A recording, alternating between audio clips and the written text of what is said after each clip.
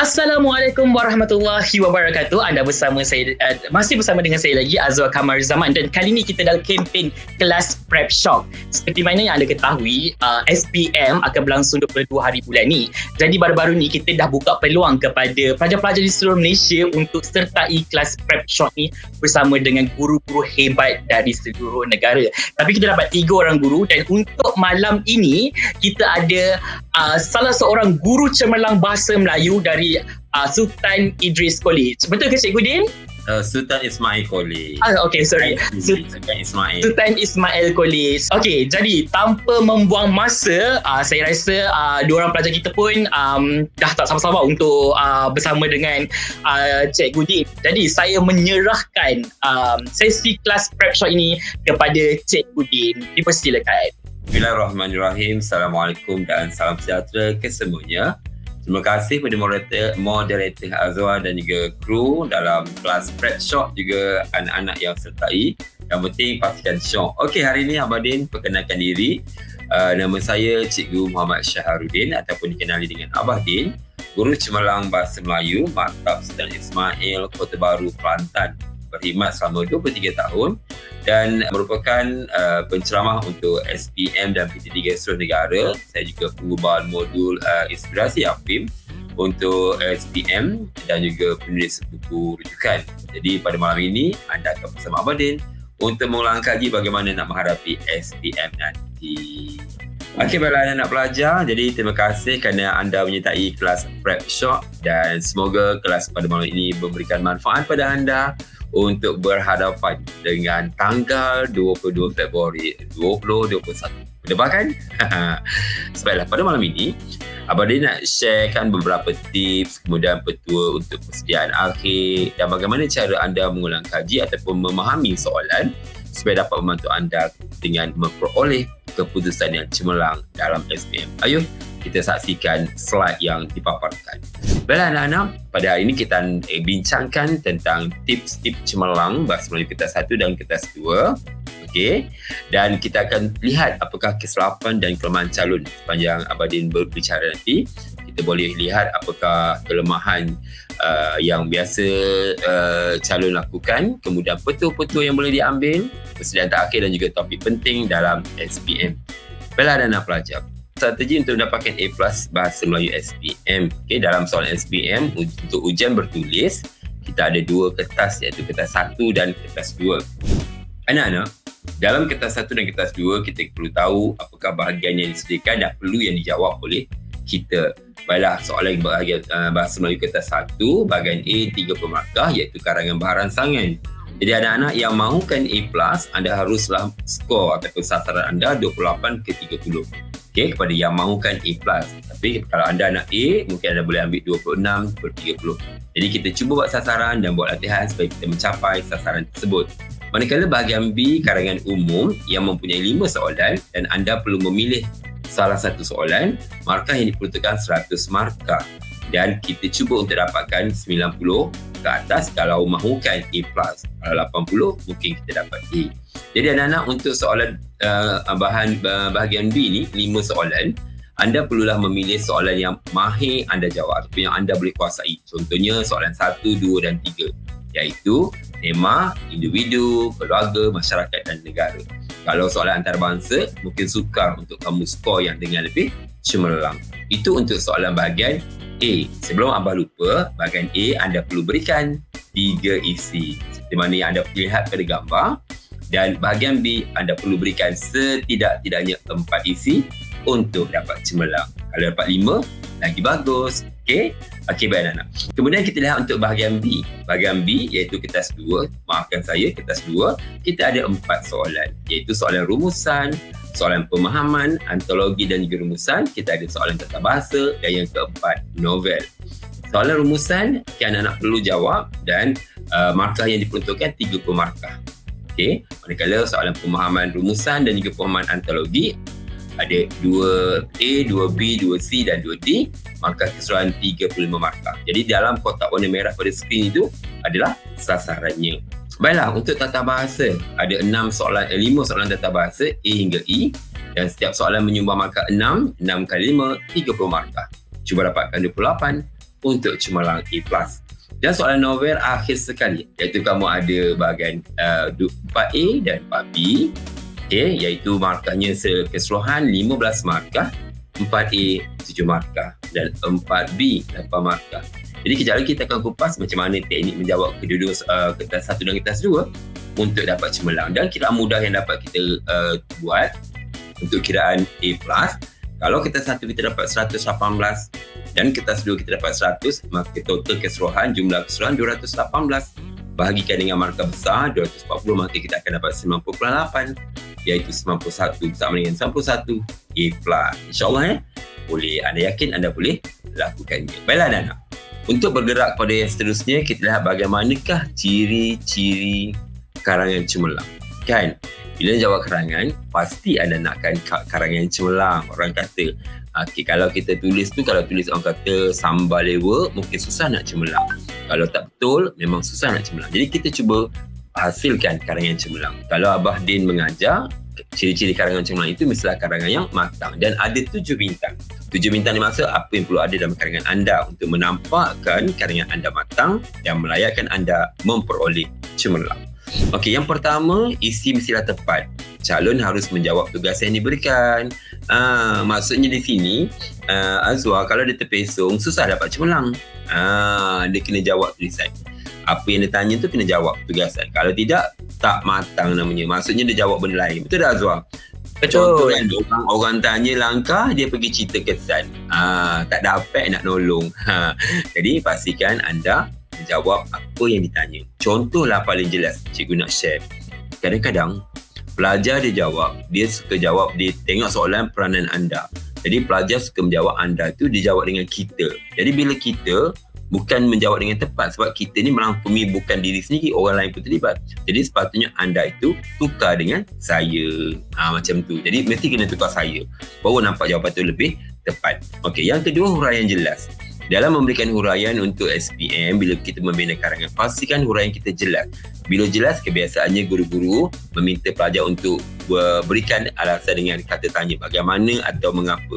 Okey, perkara itu bagus. Dan untuk nampakkan lagi karangan kita lebih cemerlang, kita buat lagi 3 kata kunci, iaitu PLK, punca, langkah, kesan. Boleh catat tu, tengok pada slide tu. Punca, kesan, langkah atau punca, kesan, langkah, kesan ke, maksud kita huraikan lagi perkara itu. Barulah menampakkan karangan itu lebih matang. Okey? Okey. Farah boleh Okey. Kemudian contoh maujud yang ketiga. Biasanya pelajar selalu memberikan contoh secara umum. Misal kata, dia kata sebagai contoh, kerajaan mengadakan kempen untuk memberikan kesedaran.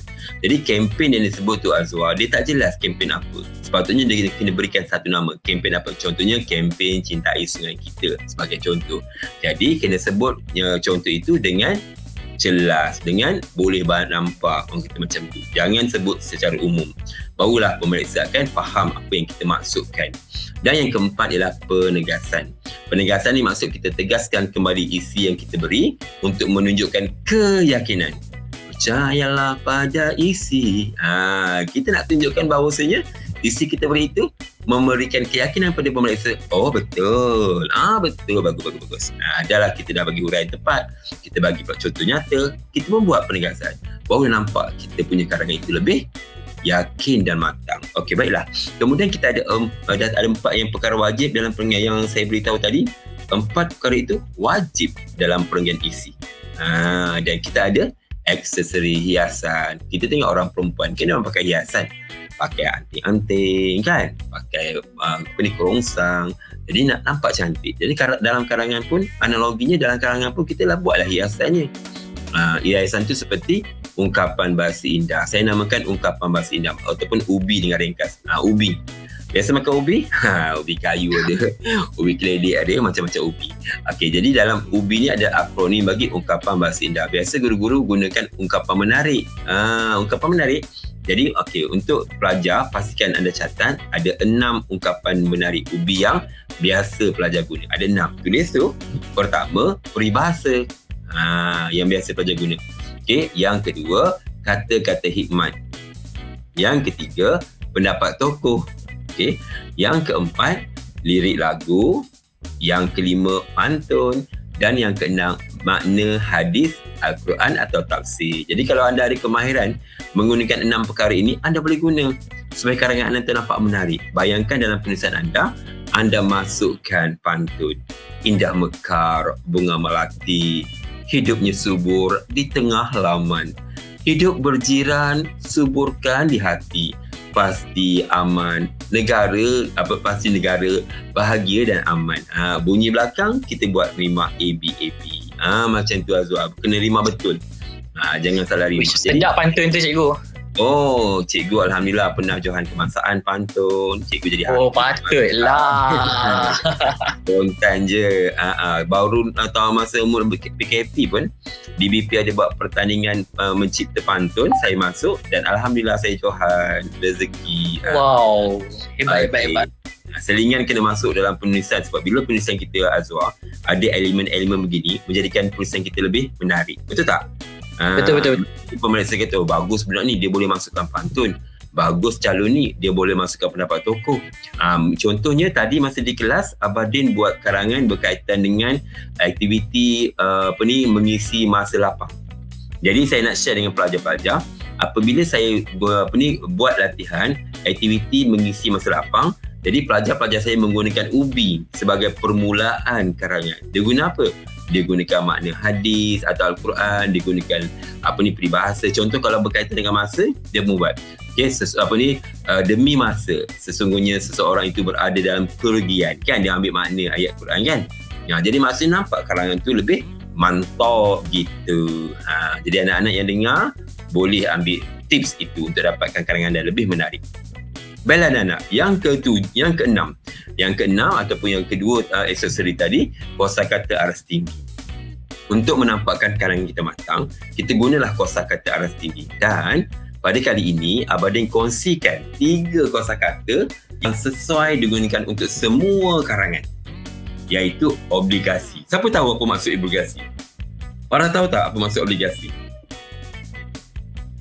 Giling.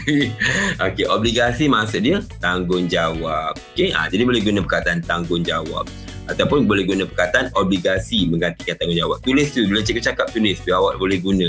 Kemudian sinergi. Sinergi itu apa? Apa yang penting? Sambung Azwar. Apa yang penting? Kerjasama. Jadi sinergi ialah kerjasama. Jadi apabila ada jadi perkataan ini boleh guna untuk semua karangan. Tajuk jiran boleh, tajuk patriotisme boleh, apa-apa saja boleh. Semua boleh. Kemudian yang ketiga dominan. Dominan ialah utama ataupun penting. Jadi 3 perkataan ini boleh guna apa saja tajuk. Jadi tak susah nampak karangan kita ada elemen kosakata aras tinggi.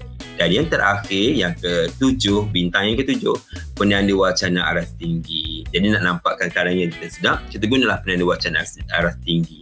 Ini kan Azwar, asyik-asyik daripada sekolah rendah, dia buat karangan. Asyik-asyik apa? Selain itu, di samping itu. Jadi nampak macam biasa saja. Jadi kalau nak nampak lain, nak nampak lebih matang, kita guna penanda wacana aras tinggi. Misalnya begini. Jika ditinjau dari aspek yang berbeza, masuk perenggan baru tu. Kemudian masuk perenggan satu, lihat dari perspektif yang lain pula, kan nampak lain bunyi dia. Nampak sedap, bunyi sedap, markah tinggi, oh yeah. Barulah.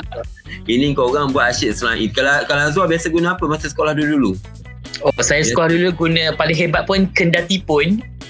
Kendati pun. Itu bahasa klasik tu walau bagaimanapun. Jadi okeylah tu, sekawan-kawannya ada juga bunyi bahasa lain yang selain pada kita dengar asyik selain itu. Betul kan?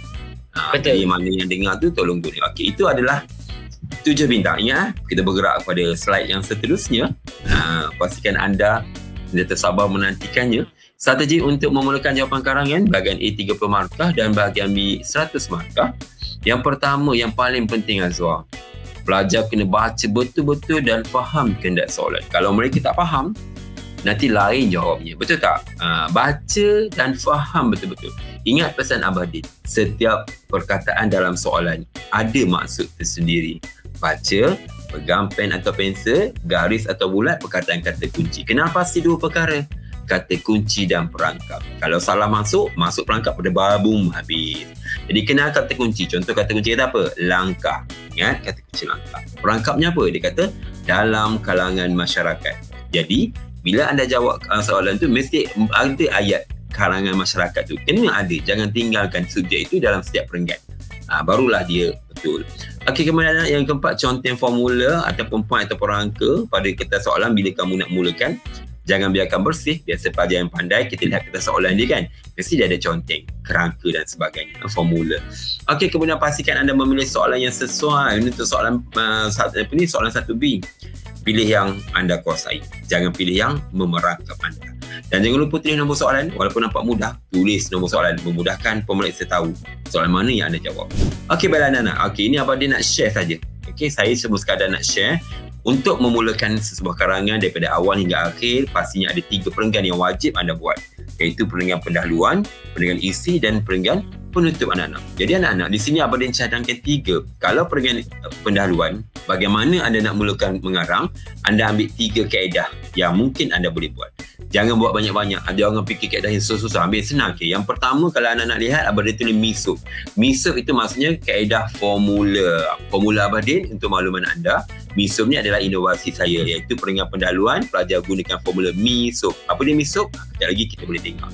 Iaitu masa, isu semasa, sebab, oleh itu, persoalan ni. Ini Abang Din nak beritahu saja. Jadi yang kaedah pertama, kaedah formula. Jadi kalau ada formula yang cikgu anda ajar, silakan guna. Tak kira formula apa. Abang Din banyak dengar ada formula Imbakub, ada formula kembang 10, ada formula macam-macam lah. Jadi formula tu sebenarnya cikgu-cikgu tu ajar anda untuk memberikan anda pemahaman yang mudah dikuasai. Baiklah, yang kedua, definisi. Maksudnya kalau anda nak mulakan pendahuluan, kalau anda tak ada idea, anda gunakan kaedah definisi. Bukan susah. Contohnya kalau tajuk co-curriculum. Contoh, anda pun buat co-curriculum merupakan aktiviti luar bilik darjah, yang yang melibatkan para pelajar seperti unit beruniform, sukan, kelab kelab persatuan, contoh macam itu. Masuk definisi. Okey, ataupun kalau kelas semangat patriotisme merupakan semangat cinta akan negara, awak buat ayat yang lengkap. Yang penting itu kaedah definisi. Tetapi yang ni seronok Abang Din nak share. Kalau anda nak cemerlang A+, anda cubalah buat pendahuluan aras tinggi. Misal kata anda ambil pendapat tokoh. Kan, menurut Soekarno, andai aku diberikan 10 remaja, itu nak start karangan. Nampak uvuk gitu. Ibarat kalau nampak Azwar pakai blazer, pakai smart, nampak uvuk gitu. Kalau letak menurut Abah Din boleh? Apa dia? Kalau nak letak kata-kata daripada Abah Din. Okey, kalau korang nak buat kata-kata, pastikan tokoh tersebut dikenali awak umum, tokoh-tokoh yang familiar. Jangan pula menurut datuk saya, menurut cikgu saya. Bolehlah tokoh, contohnya menurut menteri-menteri ke. Boleh ke menurut kalau kata-kata kan, menurut Tun Mahathir Mohamad, mantan Perdana Menteri Malaysia. Tak ada masalah, yang penting tokoh apa yang kita cakap tu benda yang positif. Okey, kalau boleh lah, ambil lah. Kalau dalam buku banyak kata-kata khidmat pemimpin dan sebagainya. Okey, ataupun ambil tokoh-tokoh motivasi. Menurut Datuk Dr. Fadilah Kamsah, pakar motivasi negara, semangat kejiranan merupakan salah satu elemen yang penting dalam memupuk kekitaan dalam kalangan masyarakat negara kita untuk melahirkan sebuah negara aman, makmur dan berjaya. Contoh, tak apa walaupun Fadilah Kamsah kena kata, tapi sebab benda tu yang positif dan dia pakar motivasi, tak salah pun. Contohnya gitu. Okey, jadi aras tinggi ni ingat anda boleh buat macam-macam. Azwar, cikgu nak share kadang-kadang budak dia buat lirik lagu tau dalam nak bagi aras tinggi. Best sangat. Okey, contoh kalau keluar semangat patriotisme. Okey, Abah Din bagi satu contoh. Mana tahu yang dengar ni nanti dia boleh ambil idea ni. Contohnya kalau keluar semangat patriotisme, pelajar ni pun mulakan karangan dia dengan lagu. Okey, mulakan dengan lirik lagu. Contoh dia ambil lagu Jalur Gemilang. Okey, dia ambil lagu Jalur. Ada dengar tak bunyi apa tu? Itu bunyi muzik backup. Okey. Jadi kalau ada lagu pelajar boleh buat. Contoh dia guna lagu Jalur Gemilang. Merah membara semangat wajah, putihmu bersih budi pekerti, kuning berdaulat payung negara, biru perpaduan untuk semua. Tak payah tulis habis. Kalau tulis habis penat pemeriksa nak baca. Kemudian kalau tulis habis pemeriksa pun goyang-goyang nyanyi, lamanya nak. Jadi kita hanya perlu tulis sebahagian. Okey, bila tulis sebahagian, maka anak-anak pun tulis 4 baris tadi, selang sebaris, anak-anak pun tulis sebahagian lirik Jalur Gemilang di atas. memperlihatkan kepada kita bagaimana semangat patriotisme yang perlu disuburkan dalam dia. Macam tu. Faham jadi anda boleh buat aras tinggi, percaya pada diri. Tepuk dada, tanya minda. InsyaAllah anda boleh buat. Okay, saya nak tanya. Kalau nak guna lagu-lagu yang viral dekat TikTok boleh ke? Okey, dengan syarat lagu tu tidak, orang kata tidak melampau dan lagu tu biasa didengar oleh orang. Contohnya, contohlah saya pernah masa saya ceramah. Pelajar nak buat tajuk berkaitan dengan gejala sosial. Jadi pelajar pun guna, pelajar tu beri idea kreatif buat, kemana kau pergi, ku masih mencarimu, kemana kau hilang. Maksud itu menunjukkan gejala lari dari rumah yang sering berlaku dalam kalangan remaja pada ini, yang mudah terpengaruh dengan rakan sebahagia. Macam tu. Jadi maksudnya boleh, tak ada masalah. Yang penting biarlah lagu itu lagu biasa, jangan ambil lagu Inggeris, lagu Melayu lah. Ambil lagu-lagu lama pun boleh kan. Jadi yang penting saya rasa kan Azwar pun setuju. Kalau pemeriksa tanda kertas calon 10 orang dia tanda benda yang sama je, kan bosan. Tapi tiba-tiba sampai calon ke sebelah, dia tengok, wah, budak ni buat pendahuluan dengan pantun. Pantun kan. Pantun tu biarlah pantun yang elok, jangan pantun yang 2-3 kucing berlari. Jadi ambil lah pantun yang, kalau nak buat pantun, ambil unsur alam. Unsur alam, pokok ke apa, pantai ke, bunga ke. Okey, itu. Jadi kalau nak tahu lebih lanjut, anda boleh lihat Abadin punya channel YouTube lah. Kemudian untuk perenggan isi, Abadin pada malam ini, Abadin bagikan 3 formula yang pelajar guna, yang biasa saya buat, iaitu I have to come. Sebenarnya Azwar, saya nak share sini anak inovasi penulisan karangan saya. Saya buat untuk karangan, pelajar ingat formula 3, iaitu misop, I have to come, sahasa U. Abadin terangkan. Misop ni, budak makan misop. Senang dia nak ingat. Kalau nak buat karangan, dia makan misop. Apa dia misop? Pendahuluan. Masa, isi, sebab, oleh itu persoalannya. So, dah makan misop mestilah pedas kan? Bila pedas, I have 2 cups. Saya ada 2 cawan. So, isi tu diuraikan dalam bentuk I have 2 cups. Isi, uraian ada 2. Contoh, ubi dan penegasan. So, adalah elemen itu dalam uraian dia. So, dah makan misop pedas, minum air 2 cawan. Bila dah makan misop, minum air 2 cawan, pastinya kenyang, sasa kenyang. Jadi itulah inovasi cikgu, cerita makan misop. Jadi pelajar ramai ingat, insyaAllah, alhamdulillah. Dan sejarah pengalaman Abadin dalam membawa inovasi ini ke ceramah ke seluruh negara, alhamdulillah, boleh katakan sangat membantu pelajar untuk mencapai keputusan yang cemerlang. Jadi itu formula I have to come, isi huraian ada 2, contoh ubi dan penegasan. Kemudian I miss plus C plus api itu Abadin sharekan Cikgu Ramli Julati Sabah, iaitu isi, mengapa, impak, sekiranya, sepatutnya, contoh dan ayat penegasan isi. Manakala imbakuk adalah formula daripada imbakuk ni formula asalnya imbakuk, Abadin tukar imbakecup. Isi, mengapa, bagaimana, kesan, contoh, ubi dan penegasan. Dan penutup, sahasa saranan, harapan, serana ubi. Ayo kita lihat. Dalam memulakan soalan anak-anak, bila nak mula soalan SPM nanti, pastinya contoh soalan yang Abah berikan ini menunjukkan gambar rumah terbuka yang tajuk berkaitan dengan perpaduan. Jadi, untuk memudahkan anda menjawab, jangan lupa kalau anda nampak di kotak warna hijau tu, iaitu Abah minta pelajar untuk menuliskan formula yang mereka nak guna. Jadi, saya tak kata wajib, terpulang pada anda tulis formula yang sesuai yang anda nak gunakan supaya anda boleh ingat untuk menjawab karangan A dan B. Kemudian kamu lihat yang warna kuning itu ialah isi-isi berkaitan dengan tajuk yang diberikan. Jadi untuk memudahkan anda menghuraikan, jadi di bawah atas isi-isi tersebut anda kembangkan H1, huraian 1, mungkin boleh buat mengapa. H2, huraian 2, boleh buat kesan. Dan U/K. U termasuk ubi, ungkapan bahasa indah. Daripada 6 tu anda boleh bagikan yang mana anda biasa, di bahasa ke apa ke. Tiba-tiba kan, alamak, tak ingatlah ubi. Bila tak ingat ubi, Abadin buat /K, iaitu kebat. Kebat ni iaitu ayat kesan mendalam. Dalam bahasa Melayu, kebat kebahagiaan aras tinggi.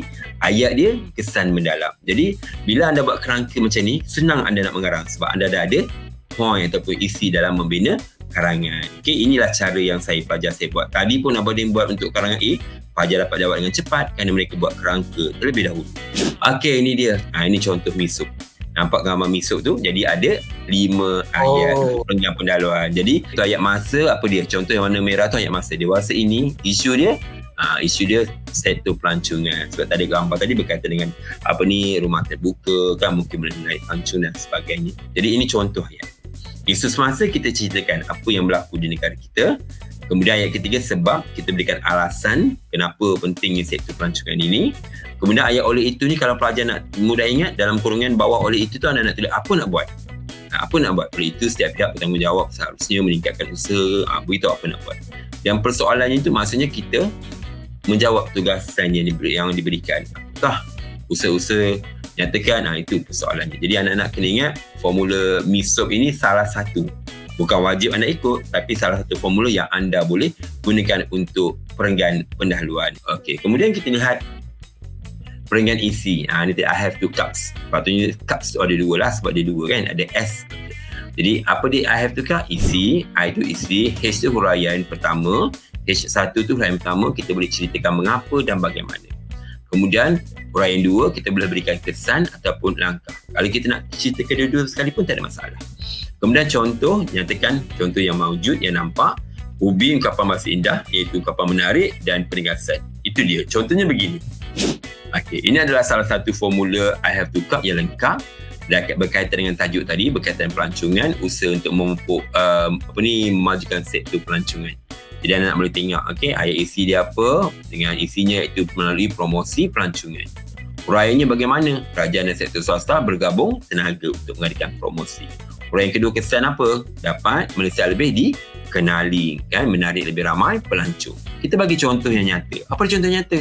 Cuti-cuti Malaysia. Lagi, tahun melawat Malaysia. Jadi nampak, budak ni sebut cuti-cuti Malaysia. So benda tu semua tahu. Umum mengetahui itu adalah usaha kerajaan. Jadi itulah contoh yang nyata.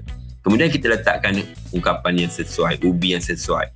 Ubi ni tak boleh pakai letak saja. Kita kena buat ayat dulu untuk menggambarkan apakah maksud dia. Contoh kita kata langkah efisien diambil oleh pihak kerajaan. Langkah usaha amat sesuai dengan peribahasa, di mana ada kemahuan, di situ ada jalan. Jangan tulis peribahasa yang suka-suka korang cakap. Kalau di mana ada kemahuan, di situ ada highway. Aduhai. 1000 kali sayang, peribahasa diberi salah. Jangan buat sendiri, nanti orang kata aku tak kisah. Jadi pastikan anda gunakan peribahasa yang mantap, peribahasa yang telah pun diterima oleh lembaga dan DBP. Okey?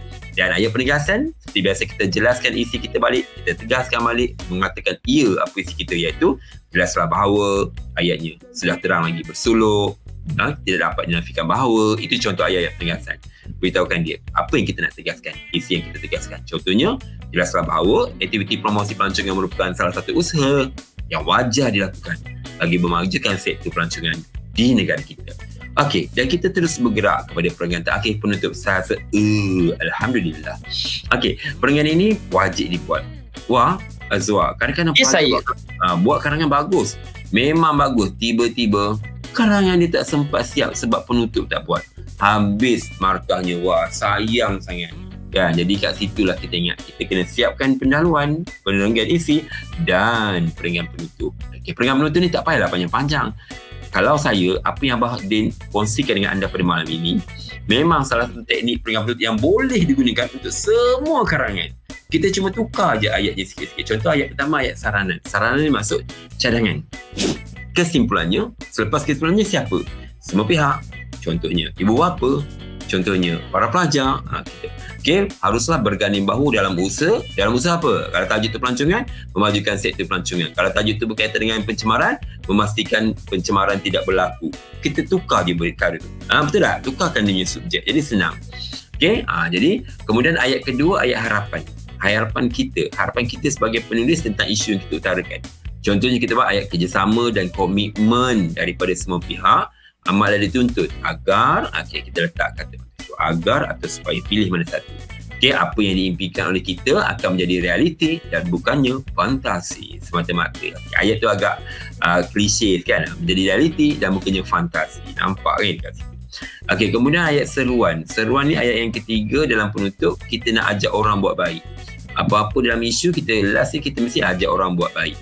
Justru marilah kita bersama-sama menyokong segala usaha yang dilakukan oleh kerajaan ataupun dengan mana-mana pihak untuk untuk memajukan sektor pelancongan ke, untuk meningkatkan ekonomi negara ke. Ayat itu ayat seruan, ajak orang buat baik.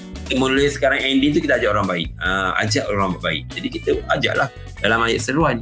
Dan akhir sekali kita berikan ungkapan bahasa indah, ubi yang sesuai dengan seruan kita. Contoh kalau kita dah ajak orang buat baik, kita buat kebersamaan dalam merealisasikan impian ini dapat ibaratkan seperti ke bukit sama didaki, ke lurah sama dituruni, ataupun berat sama dipikul, ringan sama dijing, berat sama dipikul. Okey kan? Ini contoh. Okey, Abadin paparkan. Yang nak A+ tengok ni. Bagaimana elemen karangan A+ ini adanya nama tokoh antarabangsa, adanya fakta, adanya frasa menarik, dasar diskriminasi, semua dia merobek kemakmuran. Merobek kemakmuran ayat dia. Kemudian dia masukkan Azwar tarikh peristiwa tu 13 Mei 1969 berkaitan dengan perpaduan tu, apa berlakunya isu di negara, dan dia masuk peribahasa enau dalam belukar melepaskan pucuk masing-masing. Jadi karangan ini layak untuk beri A+ kerana pendahuluannya yang gitu. Okey, kemudian kita lihat pula perangan isi A+. Abang tunjuk je supaya anda nampak bagaimana calon ini menggunakan fakta dan juga pendapat tokoh. Contoh dia kata, Henrik Johan Ibsen, 1828-1906, seorang dramatis kelahiran Norway, mengatakan masyarakat seperti perahu. Semua orang perlu membantu bagi menentukan arah kemudinya. Tengok bagaimana dia gunakan fakta ataupun pendapat tokoh dalam mengaitkan dengan isi berkaitan dengan perpaduan. Okay? Dan digunakan isu-isu kosakata aras tinggi, bersinergi, berkolaboratif. Wah, ni Abadin nak share sikit. Kadang-kadang pelajar dia tulis berkolaborasi. Salah tu. Kolaborasi memanglah bahasa Inggeris kata-kata pinjaman collaboration, tapi dalam bahasa Melayu kita kena sebut kolaboratif, kerjasama ke arah kebaikan. Kalau kolaborasi pakatan jahat, tahu dah. Maksudnya selama ni media yang guna kolaborasi tu pun salah lah. Sebab dia orang bukan orang bahasa, jadi dia guna je lah kolaborasi.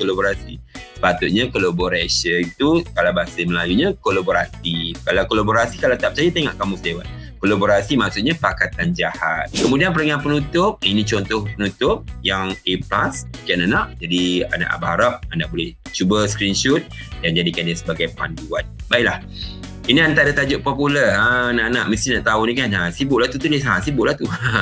Antara tajuk yang beri perhatian, kejiranan dalam tema perpaduan. Kejiranan, rumah terbuka, gotong royong. Cuba kita berikan perhatian. Cuba kita buat latihan ataupun kita cari isi-isi penting untuk tajuk-tajuk. Ataupun dengan kata mudah Azwar, kadang-kadang budak dia ulang kaji, dia buat peta minda. Biasa kan peta minda kan, jadi senang. Contoh kalau kejiranan, kepentingan, dia pun tarik berapa isi.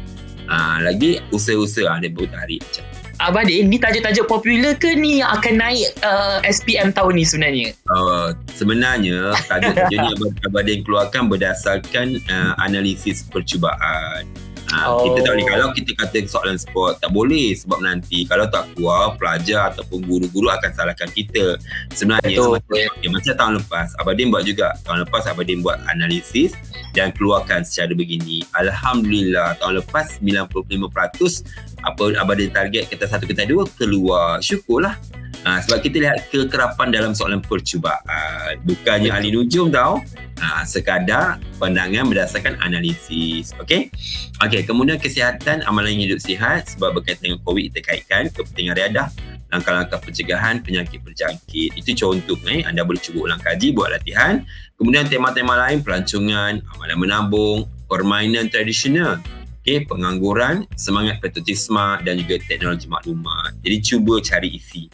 Mungkin juga anda boleh masuk tentang persediaan menghadapi kerjaya dan sebagainya. Jadi sebenarnya tajuk-tajuk apa pun keluar, anda boleh jawab dengan baik sekiranya anda tahu bagaimana teknik menjawab. Sebenarnya pelajar dia akan bersedia dengan 1001 soalan pun dia akan bersedia dengan syarat dia tahu teknik menjawab cemerlang. Kemudian anak-anak, kita terus menjengah kertas kedua. Kertas kedua yang pertama, rumusan. Anak-anak pastikan rumusan ini bermarkah. Soalan yang anda boleh dapat banyak markah dalam rumusan ni. Jadi pastikan cuba untuk dapatkan markah maksimum 30 ataupun 28 ke atas. Ada soalan? Silakan. Waktu SPM saya dulu kan, saya macam terpsycho dengan kawan-kawan saya, diorang buat karangan, minta kertas banyak-banyak. So adakah panjang karangan tu memainkan peranan ataupun better fokus kepada benda penting sahaja berbanding dengan panjang karangan tu? Sebenarnya macam ni, dia sebab tu apa yang kita cakap tadi, dalam penulisan karangan kita menilai karangan pelajar cemerlang itu apabila karangan itu cukup syarat-syaratnya.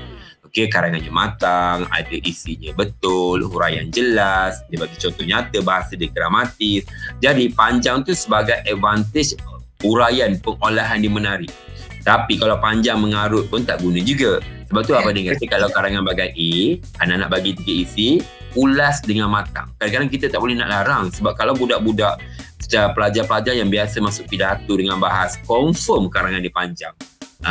Contoh kan, Abadin ni Abadin adalah jurulatih bahasa jurulatih pidato. Saya jurulatih bahasa negara. Jadi pelajar-pelajar saya memang selalu bawa pidato, bawa pergi syarahan, bawa bahas. Memang semua pembahas saya setiap tahun bila SPM BM dia orang A+. Dan memang karangan dia orang panjang-panjang sebab dia dah biasa banyak bahas baca kan. Jadi sebenarnya bukan faktor panjang itu menjanjikan kecemerlangan A+ dan sebagainya. Faktornya kematangan karangan tersebut. Baiklah, rumusan anak-anak. Rumusan di bawah markah. Pastikan anak buat 4 perenggan. Perenggan pendahuluan tu gunakan teknik yang betul. Nak selamat guna kaedah kedua, rumusan membincangkan. Rumusan membincangkan, tukar perkataan sinonim, tugasan pertama, isi tersurat. Kemudian selepas kata hubung dan, kita salin sampai habis. Confirm dapat 2 markah. Yang itu lagi selamat. Jangan salah guna perkataan sinonim. Perkataan tugasan pertama tu, isi tersurat, wajib tukar. Dan pastikan betul. Kalau salah, tak dapat. Contohnya usaha. Apa kata ke sinonim dia? Langkah kan? Atau cara. Kemudian kesan, impak. Jadi pastikan betul. Kemudian anak-anak, pastikan anda isi tersurat. Kita dapatkan 6 isi tersurat. 6 boleh, 7 pun boleh. Yang penting jangan lebih daripada perkataan 120. Dan ingat dalam isi tersurat, jangan lupa ambil subjek dan predikat. Dan yang penting, jangan ambil huraian ataupun contoh. Isi tersurat, jangan ambil huraian dengan contoh. Ambil isi penting saja. Jangan tinggalkan subjek dan juga frasa penting. Dan isi tersurat ini ada dalam petikan. Dia memang ada lebih. Anak-anak ambil 6 je. 6 atau 7. Dan isi tersirat perenggan ketiga, isi tersirat, anak-anak kena berikan 2. Isi tersirat ini mesti luar daripada petikan yang anda fikir sendiri. Berikan 2 isi tersirat dalam perenggan ketiga dengan buat 2 ayat lah. Kalau boleh buat isi tersurat tadi, anak-anak boleh gabungkan. Contoh kita ambil 6 isi, anda boleh gabungkan 2. Dan yang pasti, isi tersebut tepat dan anda gunakan penanda wacana yang baik untuk sambungkan isi tersebut. Kemudian penutup rumusan, ingat 5 jari. Formula Abadin. Penutup cuma 1 ayat tapi ingat 5 jari. Tengok jari Abadin ni. Ibu jari, siapa? Ibu jari, kesimpulannya, ayat wajib. Jari telunjuk, siapa? Jari hantu, buat apa? Jari manis, agar atau supaya. Dan jari kelingking kecil ni, perkara positif. Perkara positif yang berkaitan dengan tema. Jadi dalam penutup hanya 1 ayat. Kemudian pastikan 4 perenggan. Jangan salah dan jangan lebih pada 120 patah perkataan. Kemudian kita berat pada soalan pemahaman 2A, 2B, 2C dan 2D. Sebelum 2B, 2C, 2D ada 2A, iaitu soalan pemahaman rumusan. Pemahaman rumusan yang pertama, ingat satu roman berkaitan makna frasa. Makna perkataan ini anda jawab kaedah kerat. Anda kerat perkataan tersebut, anda tukarkan kedua-dua perkataan kepada maksud yang lain. Contoh anda kata pendidikan cemerlang. Jadi apa dia pendidikan? Apa dia cemerlang? Kita tukarkan perkataan. Jadi anak-anak kena baca dan faham betul, guna kaedah kerat. Macam mana nak jawab soalan makna perkataan? Kemudian soalan B. Soalan B berkaitan dengan soalan petikan ataupun konteks. Anak-anak ingat petua Abadin bagi ni, semua soalan pemahaman dia ada 4 kategori soalan. Yang pertama makna frasa. Jadi ingat kaedah kerat tadi. Yang kedua soalan konteks. Ingat, bila soalan konteks, jawapan ada dalam petikan. Anak-anak tak payah cari kat lain. Memang jawapan tu dalam petikan. Anak-anak cari dalam petikan. Gariskan jawapan dalam petikan, ambil dan tulis kat jawapan anda. Soalan ketiga, soalan kebat. Gunakan formula basuh. Baca, analisis, subjek, huraian. Basuh. Ada nanti apa dia akan tunjuk. Dalam, kalau tengok memang kalau nak cari semua tu semua ada. Dalam YouTube banyak dia paparkan teknik menjawab soalan kebat. Yang keempat iaitu unsur sastra atau komsas. Jadi kita lihat soalan tu bagaimana. Kalau dia tanya berkaitan unsur sastra atau komsas, mestilah satu tu berkaitan dengan petikan dan satu lagi di luar petikan. Kita lihat soalan 2B, 2C dan 2D. Sebelum tu tadi, ingat soalan pemahaman untuk rumusan, 1 roman makna perkataan, 2 roman konteks ada dalam jawapan, dalam petikan, dan yang ketiga kebat. Gunakan formula basuh. Basuh, bukan basuh baju. Baca, analisis. SU tu subjek dan H tu huraian. Dan kalau soalan pemahaman guna teknik pembaris itu iaitu soalan konteks. Cari jawapan dalam petikan. Jadi anak-anak kena ingat, rugi Abadin nak pesan. rugi. Kalau korang tak jawab soalan pemahaman sebab jawapan ada dalam petikan, dan soalan kebat anda boleh bagi jawapan mengikut idea anda yang sesuai. Kemudian soalan 3, tata bahasa. Soalan tata bahasa anak-anak, dia ada 5 bahagian. Soalan bina ayat, BA, bina ayat, sama dengan Abang guna formula spoke. Bukan spa, spoke. Bina ayat guna formula spoke, iaitu mesti ada subjek, predikat, objek dan keterangan. Jadi buat ayat minimum ada 7 perkataan. Sebaik-baiknya lebih tak apa. Minimum 7 perkataan. Contoh kalau buat ayat, Mak Leha memasak nasi di dapur untuk hidangan tengah hari. Contoh, biar nampak adanya subjek, ada predikat, dalam predikat itu ada objek dan ada keterangan. Jangan tinggal keterangan. Baru nampak ayat itu lebih selamat dan untuk dapat markah. Jangan buat ayat menjadi ayat kata nama khas, jangan buang atau tambah imbuhan, ikut arah yang diberikan. Baiklah, untuk soalan B, Abadin berikan beberapa tajuk yang mungkin anda boleh beri perhatian, iaitu tajuk yang pertama, ayat songsang. Ayat songsang ni ingat formulanya sama ada songsang subjek predikat, tukar sepenuhnya 50-50 ataupun songsang 1-2-3. Jadi bagaimana songsang 1-2-3? Apabila kita baca ayat tu, kita pisahkan pada nombor 1-2-3. 1 tu subjek, 2 predikat dan 3 keterangan. Contohnya Mak Leha, subjek, ke pasar, predikat, membeli ikan, keterangan. Contoh. Jadi kita pun bila kita songsangkan dia, Mak Leha nombor 1. So Mak Leha tak boleh berada di depan. Mak Leha sama ada berada di tengah atau di belakang. Kita tukarkan kedudukan. Beza ayat songsang dengan ayat aktif pasif, ayat songsang cuma tukar kedudukan. Tapi kalau ayat pasif, dia akan tukar imbuhan. Jadi jangan salah. Jangan salah. Untuk kemudian pola ayat. Pola ayat pastikan jawapannya pola FN di hadapan. Pola ayat itu mesti FN di depan jawapannya. Dan kenal pasti pola ayat tersebut FN tambah apa. Nah, pastinya anda ambil subjek sampai habis. Contoh kalau dia kata rumah cantik di tepi sawah itu. Sampai situ. Sampai itu tu. Jadi itu adalah frasa nama. Sungguh besar, frasa adjektif. Contohnya begitu. Jangan ambil rumah saja, kena ambil sampai habis ayat tu. Pelajar lelaki yang menaiki basikal itu, sampai itu. Kemudian ayat perintah, mungkin anda boleh beri perhatian. Ayat perintah ni ada 4 kategori. Silaan, jemputlah masuk. Larangan, jangan buat bising. Contoh. Permintaan, boleh sadari duduk. Dan suruhan, tolong ambil buku kat bilik guru. Contoh. Jadi itu antara ayat-ayat yang perlu anda faham. Kemudian ayat tanya. Ayat tanya dalam soalan mungkin dia bagi satu petikan. Kemudian dalam petikan tu ada beberapa ayat dan kamu kena bina ayat tanya dalam berdasarkan petikan tersebut. Jadi pastikan anda tahu ayat tanya apa, mengapa, bagaimana. Kemudian cakap ajuk, cakap pindah. Dah lama tak keluar dan biasanya keluar dalam peperiksaan percubaan. Tapi kita kena buat latihan supaya kita faham apa dia cakap ajuk, cakap pindah. Secara mudahnya apa dia nak beritahu, cakap ajuk ni ialah dialog. Manakala cakap pindah ialah pernyataan. Cakap ajuk, Azwar nak pergi mana? Saya. Ada Azwar nak pergi mana? Itu cakap ajuk. Kalau cakap pindah, Abadin dia tanya ke mana Kak Azwar nak pergi. Itu cakap pindah. Ejaan. Ni Azwar, ramai budak nak tahu. Ejaan ni guna formula hu, tan, ja, pat. Hu tu huruf. Tan tu tanda baca. Ja tu jauh. Dan pat tu rapat. Jadi dalam ejaan kalau huruf ni biasa dia tanya huruf vokal, konsonant, kecil dan besar. Kalau tan, tanda baca. Tanda baca yang biasa keluar SPM iaitu tanda sempang. Tanda sempang biasa Abadin ajar pelajar guna untuk 3 perkara. Kata nama khas, kata ganda dan juga bilangan. Contoh kedua ada dash, guna tanda sempang. Kemudian kalau ja ni majmuk biasa. Ejaannya jauh. Contohnya ibu bapa, tengah hari. Itu ejaan jauh. Jadi jauh. Kalau 4, ejaan rapat. Ejaan rapat ni ada 15. Majmuk, mantap. Contohnya matahari. Rapat mata dengan hari. Rapat. Jawatan kuasa. Rapat. Kerja kerja sama. Rapat. Jadi ada 15. 15 ni senang je Azwar nak ingat. Sebab Abadin buat dalam YouTube Abadin iaitu formula seloka aku budak baik.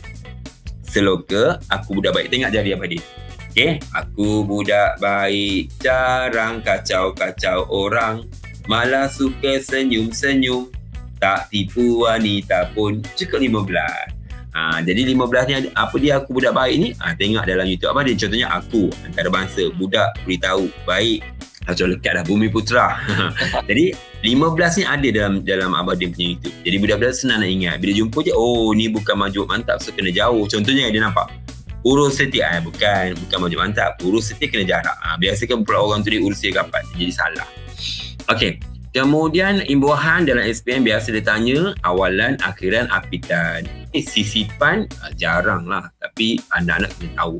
Okey, istilah tata bahasa dan juga peribahasa untuk maklumat anak-anak tidak ada formula khusus yang berdapat. Okey, kalau istilah tata bahasa dan peribahasa, kaedahnya latih to be. Anak-anak kena buat banyak latih to be supaya biasakan dengan istilah dan tata bahasa yang salah dan juga peribahasa yang sebenar. Peribahasa ni, Azwar, jangan guna peribahasa yang kita cipta ataupun jangan salah tulis peribahasa. Tulis biar betul. Takut nanti kalau macam Abadin cakap tadi, dia guna peribahasa sendiri.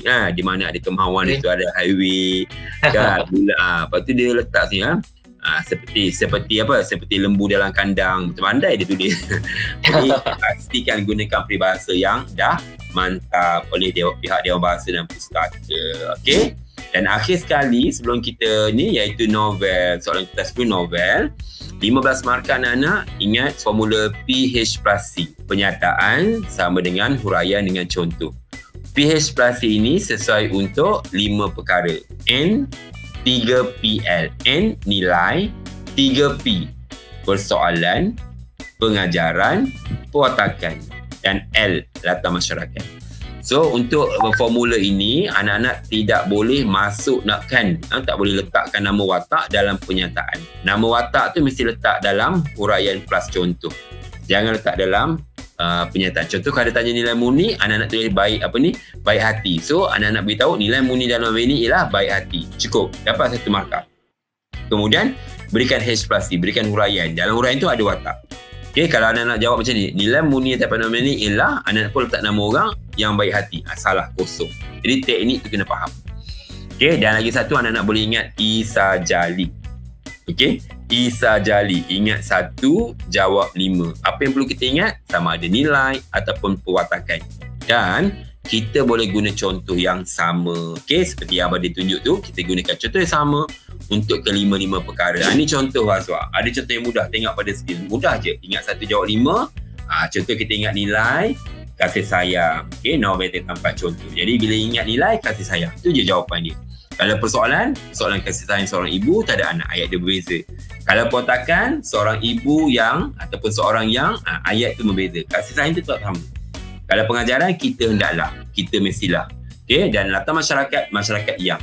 Jadi kelima-lima ini anak-anak buat yang lengkap dan anak-anak boleh guna contoh yang sama. Contoh yang sama untuk nilai pun, untuk persoalan ke, untuk pewatakan ke. Jadi memang senang lah. Contoh yang sama. Yang penting teknik menjawab tu betul. Dan Azwar, Abadin kan untuk novel ni, tengok pada sini. Nampak ni? Apa ni? Nampak tak? Ini adalah molekul. Okay, inovasi novel molekul yang menang anugerah peringkat emas peringkat kebangsaan. Dengan adanya molekul ini, harganya RM2. Pelajar senang nak jawab novel. Bukan susah, memang mudah jawab novel molekul. Dalam Abadin punya YouTube pun ada. Boleh tengok. Ramai dah seluruh negara dah gunakan molekul ini. Okey, saja je Azwar nak beritahu. Mungkin budak ada nak tahu kaedah mudah kan. Sebab molekul ni guna lagi sampai tahun depan. Jadi boleh guna. Boleh dia beli dan boleh kongsikan adik-adik yang 3-4 tahun ni ke. Boleh lagi, tak ada masalah.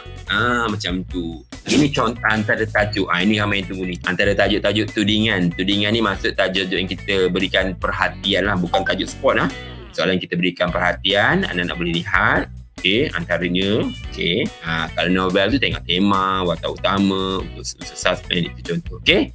Tengok Farah Ghalib tengok tu, tengok bulat mata-mata. Okey, ini adalah kelemahan yang selalu calon. Okey, anak-anak tolong ingat tu, nampak tu gambar kartun The Stress tu kat bawah tu. Okey, tidak membaca arahan dengan betul, karangan terpesong, tidak cukup jumlah patah perkataan, tugasan tidak siap. Ini biasa dalam karangan. Okey, kemudian kalau kertas 2, jawab tidak ikut skema, dia jawab ikut cara dia je. Tidak menjawab soalan, tinggalkan terus kosong, dan suka menjawab sambal lewat. Tengok tu Abadin tulis sambal lewat. Sambil lewat aras tinggi. Kalau aras rendah, sambil lewa jarak. Jadi nak cemerlang guna aras tinggi. Cara mengatasi dia. Okay? Baca dan fahami soalan betul-betul. Kena pastikan terkunci untuk kertas 1. Buat kerangka karangan. Dan pastikan jumlah patah-patah itu mencukupi. Itu untuk kertas 1. Kertas 2, jawablah ikut format yang betul. Okay? Jangan sesekali biarkan kosong atau tinggalkan jawapan. Rugi sangat. Kalau awak baca soalan pemahaman, jangan tinggal. Jawab, sebab ada soalan konteks, jawapan dan petikan, dan ada juga soalan kebat. Okay? Dan seringlah membuat latih to be atau ulang kaji. Dari segi petua yang boleh kita amalkan, persediaan saya rasa Azwar, adik-adik kita, anak-anak kita ni perlu tahu persediaan segi mental dan fizikal. Dari segi mentalnya, untuk bagi kita tak rasa stres sangat, kita buat ulang kaji berkala. Dah tahu dah kan, tinggal lagi lebih kurang 2 minggu je, buatlah ulang kaji berkala. Rancang study anda dengan smart. Kemudian PDPR ni Azwar, isu negara kita, iaitu apabila cikgu buat PDPR kelas dalam talian nak cover, yang masuknya seorang 2 orang je kan. Jadi tolong support usaha cikgu kan, kerana kejayaan takkan anda capai kalau anda tidak lebihkan usaha. Dan dari segi spiritual pun kena juga. Kalau kita yang Muslim, jangan lupa solat hajat. Betul tak Wak? Solat hajat, banyak-banyak tawakal. Kena adalah unsur-unsur spiritual juga. Jangan asyik dunia saja, kita kena bersamakan, usahakan bersama. Kemudian anak-anak, ini yang bagi risau ni. Dari segi fizikal, Badin takut nanti ada yang demam lah, suspek COVID lah. Sebab kalau anda suspek positif ke apa ke, anda akan periksa tarikh sama. Tarikh tak akan tukar lah. Tapi anda akan periksa di tempat lain, dan saya bimbangnya takut kertas soalan pun kertas lain. Jadi jangan. Kalau tak nak susah, jaga diri kita, jaga kesihatan, jaga penjarakan dan riadah. Petang-petang tu tak boleh pergi mana, duduk kat rumah tu main badminton. Terketang-tung. Sekurangnya berpeluh. Okay, sekurang-kurang. Dan jangan lupa berkomuniti, maksudnya tegurlah jiran-jiran, sahabat anda. Jangan duduk terperap. Nak periksa, duduk terperap dalam bilik. Lagilah tak sihat. Jadi persediaan terakhir, ingat aspek fizikal dan mental. Yang penting ni Azwar, dapatkan maklumat terkini daripada guru anda. Jadual dah dapat ke? Dah tahu ke bila peksa ni? Pastikan dapat maklumat terkini daripada guru. Dan Azwar, ini sangat penting ni, alat tulis yang sesuai dan mencukupi. Nampak benda ni simple, tapi kena pesan sebab saya bimbang apabila COVID-19. Dengar baik-baik anak-anak, apabila COVID-19 ini, kalau tak boleh penandaan kertas secara manual, secara biasa, kemungkinan kertas anda ditanda secara dalam talian. Jadi bila tanda dalam talian, saya nak pesanlah, saya ambil tanggungjawab, walaupun tak pasti lagi, tapi saya ambil tanggungjawab untuk memastikan kertas kita mudah diperiksa. Gunakan pen yang sesuai supaya tulisan kita nampak dengan jelas. Kalau kita guna pen mata kedawat kecil tu, tak nampak dia. Bila kalau scan ke apa, nanti tak jelas. Betul tak Azwar? Jadi pastikan jangan guna pen dawat basah, pen dawat bulat yang tulisannya bila tulis tu nampak besar sikit. Jadi senang nak baca. Kalau scan pun senang. Itu kita kena ambil prihatin lah. Okay, kemudian tanamkan semangat saya boleh. Yakin pada diri anda. Sentiasa solat hajat dan berdoa. Dan yang penting, sentiasa berfikiran positif. Itu yang kita nak dengar tu. Sentiasa positive thinking lah. Okey, ini ambil contoh sikit renungan. Mereka yang cemerlang, mereka gemilang. Mereka yang terbilang, mereka menjadi ikutan. Kita ambil contoh Nik Nurmadihah. Walaupun dia orang pelajar yang asalnya orang susah, tapi dia berjaya mencapai kecemerlangan. Dia ni tak jauh je daripada rumah cikgu ni. Tengok orang dekat dengan Pantai Sabak tu, memang dia orang keluarga nelayan susah, tapi dia cemerlang. Jadi anda pun boleh.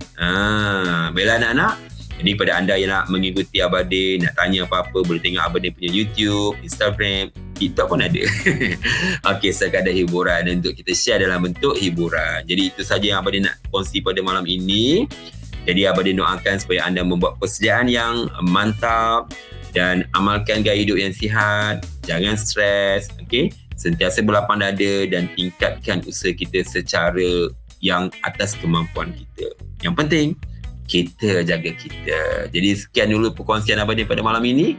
Terima kasih kepada anda yang sudi bersama Abadin. Didoakan anda berjaya dan menjadi anak yang dapat berbakti kepada kedua ibu bapa kita dan juga negara. Terima kasih. Kembali kepada Azwar. Okey, terima kasih kepada Abah Din. Wow, memang saya rasa kalau saya pergi, saya rasa saya dah bersedia untuk menduduki balik paper bahasa Melayu untuk tahun ni. And terima kasih juga kepada dua orang pelajar iaitu Maria dan juga Farah. Sebenarnya kita ada dua orang lagi, ada juga dua orang lagi pelajar. Diorang tak dapat masuk, tapi diorang ada, diorang dengar. Cuma mungkin ada connection ke in terms of technical kan, bila-bila benda technical ni, so macam itulah kita kena bersedia. So terima kasih kepada, sekali lagi saya nak ucapkan ribuan terima kasih kepada Abah Din ataupun Cikgu Tin yang lebih dikenali sebagai Abah Din yang merupakan seorang guru cemerlang daripada Sultan Ismail College. Abah Din pun terima kasih kena bagi peluang dan minta maaf atas kelemahan ataupun kekurangan. Okay, sehingga kita berjumpa lagi, dan jangan lupa minggu depan kita ada subjek lain pula. Kalau nak tahu apa, stay tune bersama dengan Shock. Jangan lupa untuk download aplikasi Shock di Apple App Store, Google Play Store dan juga Huawei App Gallery. Serta jangan lupa untuk follow YouTube Shock, Twitter Shock dan juga Facebook Shock. Sehingga kita berjumpa lagi. Assalamualaikum warahmatullahi wabarakatuh.